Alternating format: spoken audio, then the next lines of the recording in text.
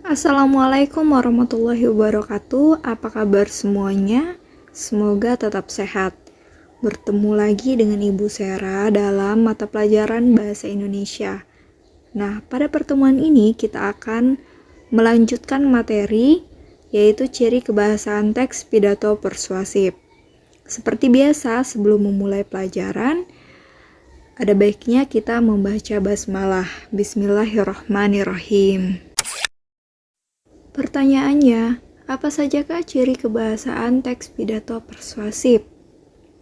Ada yang tahu? Mari kita simak selengkapnya. Yang pertama, ada penggunaan kalimat aktif. Merupakan sebuah kalimat yang memiliki subjek aktif dalam melakukan kegiatan atau aktivitas tertentu. Contoh kalimatnya, kita harus menjaga kebersihan lingkungan agar tercipta kehidupan yang layak dan sejahtera. Dan yang harus digarisbawahi ialah kata kita harus. Karena dalam dua kata itu merupakan kata aktif. Yang kedua ada penggunaan kata sapaan. Pada bagian pendahuluan pidato, digunakan kata sapaan sebagai ucapan penghormatan dalam sebuah pidato. Biasanya dimulai dengan menyebutkan orang yang dianggap lebih tinggi jabatannya terlebih dahulu dan kemudian seterusnya sampai dengan jabatan yang paling bawah. Contohnya, yang terhormat Bapak Kepala Sekolah. Di dalam instansi sekolah, yang paling tinggi jabatannya adalah Kepala Sekolah. Lalu, yang terhormat Bapak atau Ibu Wali Kelas, serta teman-teman sekalian yang saya cintai. Selanjutnya, yang ketiga, ada penggunaan kalimat persuasif. Kalimat persuasif adalah kalimat yang isinya mengajak seseorang untuk melakukan sesuatu.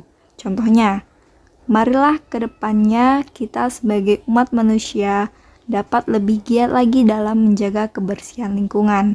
Jadi, kata yang mengajak adalah kata marilah. Jadi, kalau misalnya dibuat kalimat persuasif, maka contohnya marilah ke depannya kita sebagai umat manusia dapat lebih giat lagi dalam menjaga kebersihan lingkungan.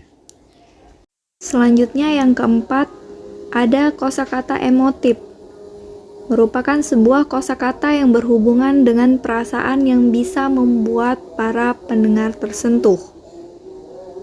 Jadi emotif itu mengandung pikiran dan perasaan baik yang negatif maupun positif, yang bersifat subjektif sehingga menciptakan gambaran dalam imajinasi yang merangsang panca indera.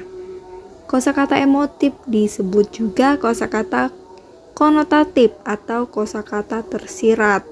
Contohnya, sebagai penutup saya mengutip kata pepatah yang mengatakan bahwa kebersihan adalah sebagian dari iman. Maka apabila seorang tidak peduli terhadap kebersihan, maka ia sesungguhnya bukan merupakan orang yang beriman.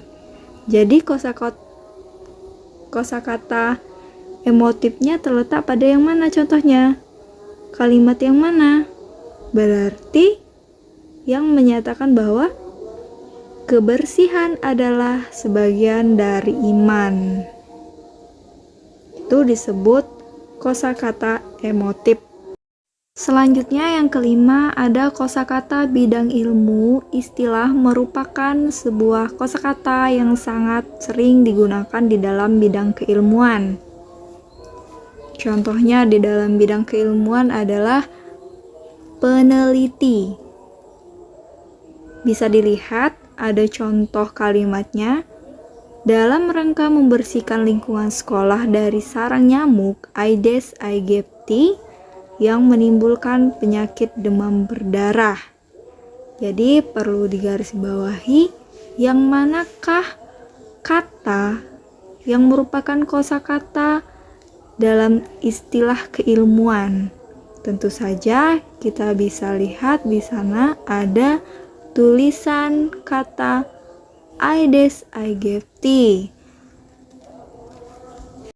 Kata Aedes aegypti merupakan kata istilah dari bidang keilmuan.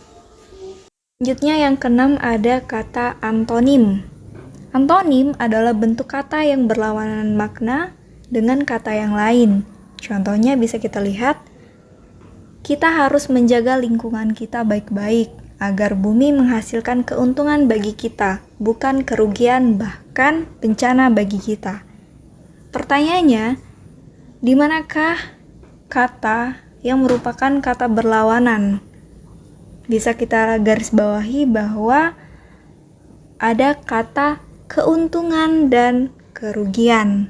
Jadi dua kata keuntungan dan kerugian merupakan perlawanan kata dari dalam kalimat yang telah dibacakan. Selanjutnya yang terakhir ada kata benda abstrak.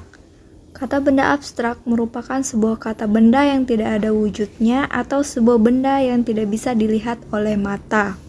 Contohnya, bisa kita lihat dan baca, maka kita harus menjaga kebersihan lingkungan agar tercipta kehidupan yang layak dan sejahtera. Kita selalu diajarkan untuk menebarkan kebaikan kepada orang lain tanpa memandang suku, agama, ataupun warna kulit.